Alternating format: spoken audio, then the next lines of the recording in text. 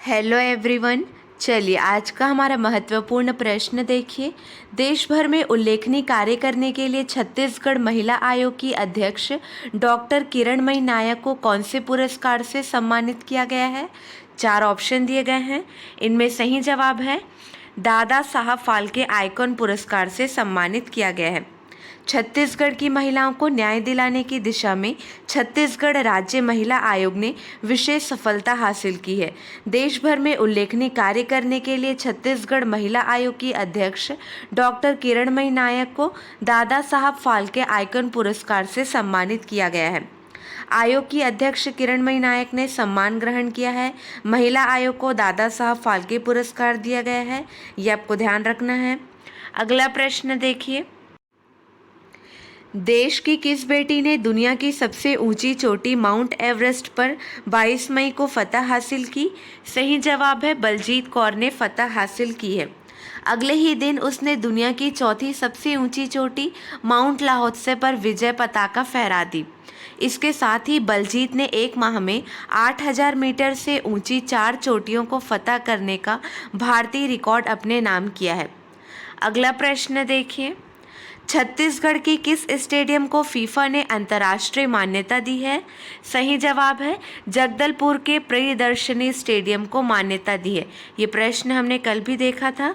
जगदलपुर के प्रियदर्शनी स्टेडियम को फीफा ने अंतर्राष्ट्रीय मान्यता दी है। छत्तीसगढ़ का पहला फुटबॉल मैदान है। भेंट मुलाकात कार्यक्रम के तहत जगदलपुर विधानसभा पहुंचे मुख्यमंत्री भूपेश बघेल ने 26 मई 2022 को शहर के इंदिरा प्रियदर्शनी स्टेडियम का लोकार्पण किया। प्रियदर्शनी स्टेडियम के फुटबॉल मैदान को फीफा ने अंतर्राष्ट्रीय मान्यता दी है। अगला प्रश्न। छत्तीसगढ़ का पहला आत्मानंद अंग्रेजी स्कूल कहाँ है, जहाँ नर्सरी की कक्षाएं भी संचालित हो रही है? आज के सारे प्रश्न बहुत इंपॉर्टेंट है। इसका सही जवाब है कोंडागांव के माकड़ी में। ऑप्शन 2 सही है। छत्तीसगढ़ का पहला आत्मानंद अंग्रेजी स्कूल कोंडागांव के माकड़ी में है, जहाँ नर्सरी की कक्षाएं भी संचालित हो रही है। कोंडागांव के माकड़ी में 1.44 करोड़ रुपए की लागत से स्वामी आत्मानंद उत्कृष्ट अंग्रेजी माध्यम विद्यालय का लोकार्पण मुख्यमंत्री भूपेश बघेल के हाथों हुआ। अगला प्रश्न। छत्तीसगढ़ के कोंडागांव के कौन से मिशन की महक यूरोप और ईस्ट एशिया तक पहुंची है? देखिए 4 ऑप्शन दिए गए हैं। इनमें सही जवाब है एरोमा मिशन। छत्तीसगढ़ के कोंडागांव से एरोमा मिशन की महक यूरोप और ईस्ट एशिया तक पहुंची है। एरोमेटिक तेल खरीदने के लिए सनफ्लैग एग्रोटेक कंपनी ने MOU किया। कंपनी के माध्यम से सामग्री यूरोप और ईस्ट एशिया तक जाएगी। धान में जहां किसानों को 25,000 रुपये का लाभ होता है, वहीं एरोमेटिक फसलों में 75,000 रुपये तक लाभ होने की उम्मीद है। उल्लेखनीय है कि मुख्यमंत्री श्री भूपेश बघेल ने इसका शुभारंभ 20 जून 2021 को किया था। जिला प्रशासन द्वारा सुगंधित फसलों की खेती के लिए जिले में एरोमेटिक कोंडानार अभियान प्रारंभ किया गया है। अगला प्रश्न। कारोबारी प्रवीण सोमानी अपहरण कांड सुलझाने वाले कितने पुलिसकर्मियों को पुरस्कार मिला है? सही जवाब है 65 पुलिसकर्मियों को पुरस्कार मिला है। इस अपहरण की जांच में जुटे पुलिसकर्मियों का इंक्रीमेंट होगा। गृह विभाग से जारी आदेश के मुताबिक कुल 65 पुलिसकर्मियों का वेतन वृद्धि होगा। अगला प्रश्न देखिए। ये प्रश्न बहुत इंपॉर्टेंट है, ध्यान देंगे। आत्मनिर्भर भारत समिट में छत्तीसगढ़ को डिजिटल गवर्नेंस के लिए कौन सा अवार्ड मिला है? सही जवाब है एलेट्स इनोवेशन अवार्ड मिला है। आत्मनिर्भर भारत समिट में छत्तीसगढ़ को डिजिटल गवर्नेंस के लिए एलेट्स इनोवेशन अवार्ड मिला है। छत्तीसगढ़ को एक और राष्ट्रीय सम्मान मिला है। नई दिल्ली में समाज कल्याण विभाग को NGO पंजीकरण को कंप्यूटरीकृत और मान्यता और अनुदान की प्रक्रिया ऑनलाइन करने के लिए यह अवार्ड दिया गया है। अगला प्रश्न। छत्तीसगढ़ के हर जिले में कम से कम कितने तालाब बनाए जाएंगे? सही जवाब है 75 तालाब बनाए जाएंगे। छत्तीसगढ़ में सतही व भूमिगत जल की उपलब्धता को बढ़ाने के लिए रिमोट सेंसिंग और भूस्थानिक जैसी नई तकनीकों के उपयोग से हर जिले में कम से कम 75 तालाब बनाए जाएंगे। महात्मा गांधी राष्ट्रीय ग्रामीण रोजगार गारंटी अधिनियम मनरेगा से मिशन अमृत सरोवर के तहत यह तालाब बनेंगे। अगला प्रश्न, छत्तीसगढ़ से किन्हें उद्योग रत्न अवार्ड दिया गया है? सही जवाब है डॉक्टर प्रेम सागर मिश्रा को यह अवार्ड दिया गया है। एसईसीएल के सीएमडी डॉक्टर प्रेम सागर मिश्रा को कोयला उद्योग में उनके नेतृत्व शक्ति के लिए इंस्टीट्यूट ऑफ इकोनॉमिक स्टडीज नई दिल्ली ने प्रतिष्ठित उद्योग रत्न अवार्ड दिया है।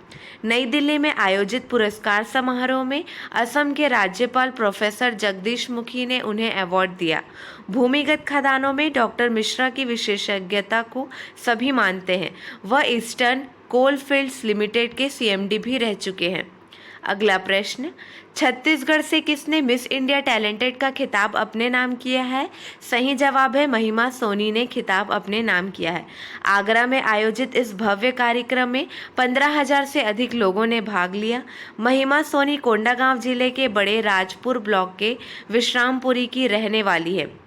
वह इंटरनेशनल बिजनेस आइकॉन अवार्ड 2022 में भाग ली। अगला प्रश्न, किस राज्य में तैयार हर्बल गुलाल पहली बार यूरोप के बाजारों में भी बिकेगा? सही जवाब है छत्तीसगढ़। छत्तीसगढ़ में तैयार हर्बल गुलाल पहली बार यूरोप के बाजारों में भी बिकेगा। मुख्यमंत्री भूपेश बघेल ने निर्यात के लिए तैयार 23,279 किलोग्राम हर्बल गुलाल की पहली खेप को झंडी दिखाकर रवाना किया। यह गुलाल स्व सहायता समूह के सखी क्लस्टर अंजोरा, जिला राजनांदगांव और कुमकुम महिला ग्राम संगठन सांकरा, जिला दुर्ग की महिलाओं ने तैयार किया है। अगला प्रश्न, किस योजना के तहत छत्तीसगढ़ के किसानों को पहली किस्त के रूप में 1720.11 करोड़ रुपए मिले हैं? सही जवाब है राजीव गांधी किसान न्याय योजना के तहत पहली किस्त के रूप में 1720.11 करोड़ रुपए मिले हैं। साथ ही योजना के तहत अब वार्षिक सहायता राशि 6,000 रुपये से बढ़ाकर 7,000 रुपये कर दी गई है। इसी तरह गोबर खरीदी के लिए हितग्राहियों को कुल 140.71 करोड़ रुपए की राशि जारी की जा चुकी है। अगला प्रश्न, छत्तीसगढ़ जंगल के मामले में देश में कौन से स्थान पर है? सही जवाब है चौथे स्थान पर है। छत्तीसगढ़ जंगल के मामले में देश में चौथे स्थान पर है, लेकिन गिनती के बाद हमारी चिंता का विषय बनते जा रहा है। एक तरफ हसदेव को बचाने को लेकर आंदोलन जारी है, तो दूसरी तरफ प्रदेश में बाघों की संख्या 46 से घटकर 18 रह गई है।